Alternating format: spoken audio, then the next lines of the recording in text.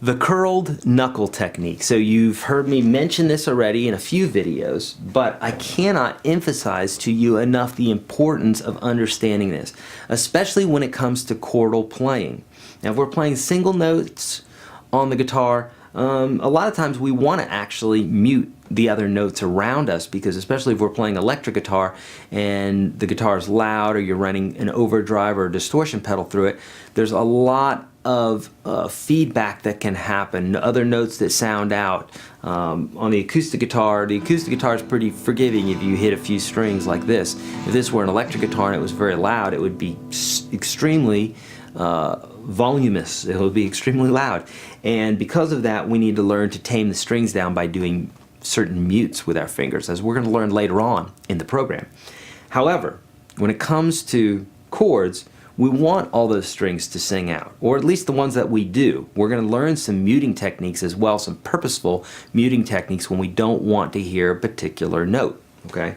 But for right now, it's actually harder to not mute the strings than it is to mute them, which will be easier later on, okay? So what we really want to do whenever we're running into these problems in regards to you know, if you're playing on your fingertips, if you're playing close to the fret, if you're using all your fingers, you're pressing down hard enough, you've got that thumb dropped, if you're still having a problem when you're playing your chords, if you're getting those muted notes,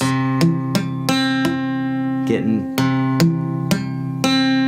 3 muted notes there, it's because of the way that I'm holding my hand. So even if I were to drop my thumb, I've still got my hand in kind of a funny position here, in that I'm not quite playing on my fingertips. I am for the most part, but let's say I just keep this position that I'm at. The only difference that I'm going to do is I'm going to curl the knuckles. So really, if you notice, the surface area of what I'm fretting is no different. I really haven't changed. I could get up on my fingertips a little bit more, but I'm not going to for the purposes of this video, to show you that the only difference I'm doing here between that lame chord that has muted notes and this chord that sounds great, the only difference I did there is I curled the knuckle a little bit. And basically what you're doing is you're kind of thinking that action, okay? Instead of doing some other funky thing, just think curl, okay? So you've got that chord there. Think about curling that last knuckle, and then let the rest of your hand follow whatever it is that it needs to do in order to curl that knuckle.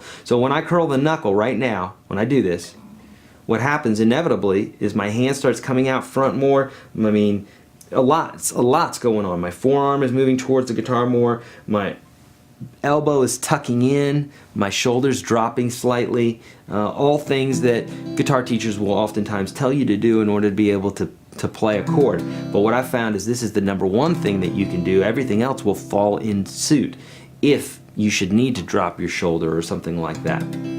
Okay? So the point of this lesson, and what I want you to take away from this, and what I want you to practice as soon as we're done when we're learning these chords, is I really want you to curl that knuckle. I can't emphasize that enough. Now, you don't want it to hurt, you know, you don't want to, this is not something that is just, you don't want it to hurt, but you want to be very cognizant of it. You really want to be aware and be thinking about it and notice. And you curling that knuckle, I promise you're going to have the cleanest chords in town. So make sure you curl the knuckle as you're learning these chords, and if you keep up with that, you're not going to run into any problems with mutes and that sort of thing. And again, as always, the knowledge of this is great. We got to know it first, and then we got to practice it, okay?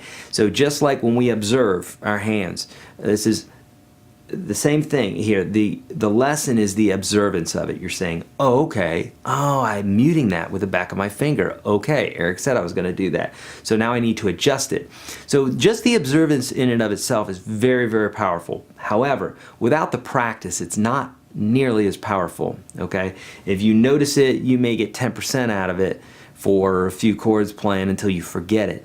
But what you need to do is take that technique, work it, practice it, and then it will become second nature to you, and it will become part of who you are as a person. It will become part of who you are as a player, and you won't have to think about it, but it will just become natural to you.